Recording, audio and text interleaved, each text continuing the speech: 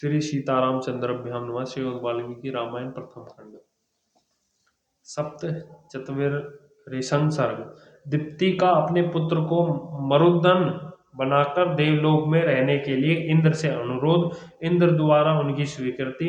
दीप्ति के तपोवन में ही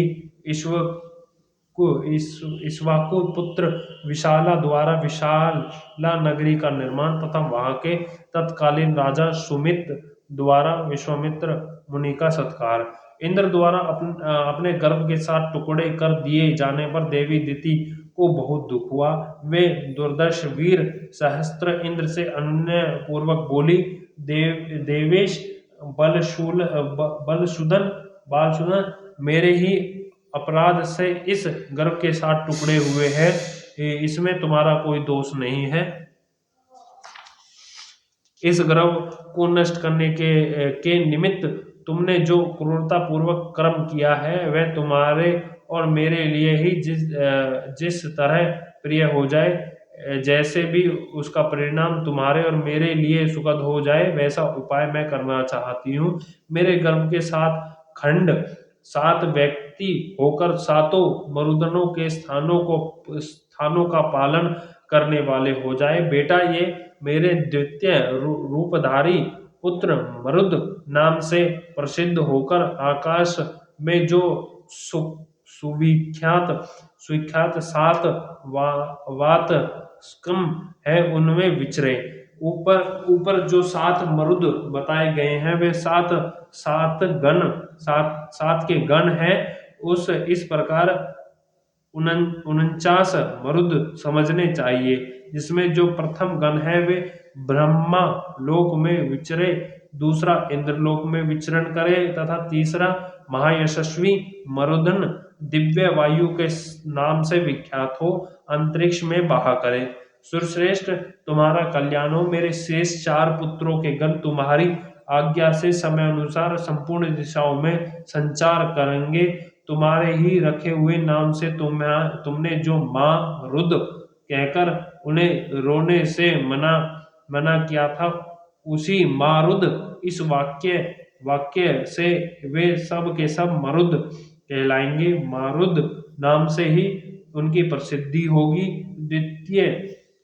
दिति का यह वचन सुनकर बल दैत्य को मारने वाले सहस्त्र इंद्र ने हाथ जोड़कर यह बात कही, माँ तुम्हारा कल्याण हो।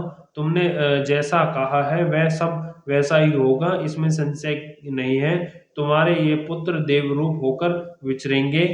श्री राम उस तपोवन में ऐसा निश्चय करके वे दोनों माता पुत्र दिति और इंद्र कृतज्ञ हो स्वर्गलोक को चले गए, ऐसा उनमें हमने सुन रखा है। काकुस्थन यही वह देश है जहाँ पूर्ण काल में रहकर देवराज इंद्र ने तप सिद्धि दिति परिचय की थी। पुरुष सिंह पूर्ण काल में महाराज ईश्वकुल के एक परम धर्मात्मा पुत्र थे जो विशाल नाम से प्रसिद्ध थे। उनका जन्म अलमबुसा के गर्भ से हुआ था। उन्होंने इस स्थान पर विशाला नाम की पुरी बसाई थी। श्री राम विशाल के पुत्र का नाम था हेमचंद्र, जो बड़े बलवान थे। हेमचंद्र के पुत्र सुचंद्र नाम से विख्यात हुए। श्री राम सुचंद्र के पुत्र धूम्राशम और धूम्रश्याम के पुत्र संजय हुए। संजय के प्रतापी पुत्र श्रीमान सहदेव हुए। सहदेव के परम धर्मात्मा पुत्र का नाम कुशाश्वन था। कुशाश्वन के महान तेजस्वी पुत्र प्रतापी सोमदत्त हुआ और सोमदत्त के पुत्र काकुस्थंद नाम से विख्यात हुए। काकुस्थंद के महान तेजस्वी पुत्र सुमति नाम से प्रसिद्ध हुए, जो परम कांतिमान एवं दुर्जय वीर है। वे ही इस समय इस पुरी में निवास करते हैं। महाराज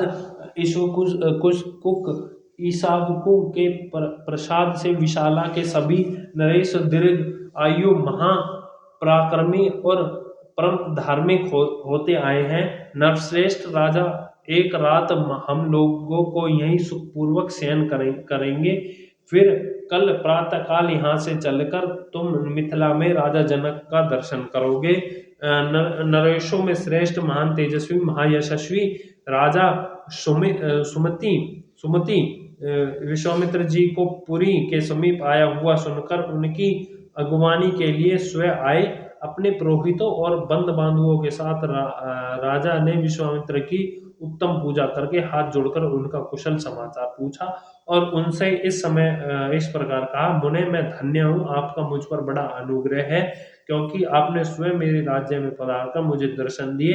इस समय मुझसे बढ़कर धन्य पुरुष दूसरा कोई नहीं है। इस प्रकार श्रीमद् वाल्मीकि निर्मित हर्ष रामायण आदि काव्य के बालकांड में 47वां सर्ग पूरा हुआ। बोल सियापति रामचंद्र की जय। पवन सुत हनुमान की जय। लक्ष्मण भरत शत्रुघ्न भगवान की जय। जय सियापति रामचंद्र की जय।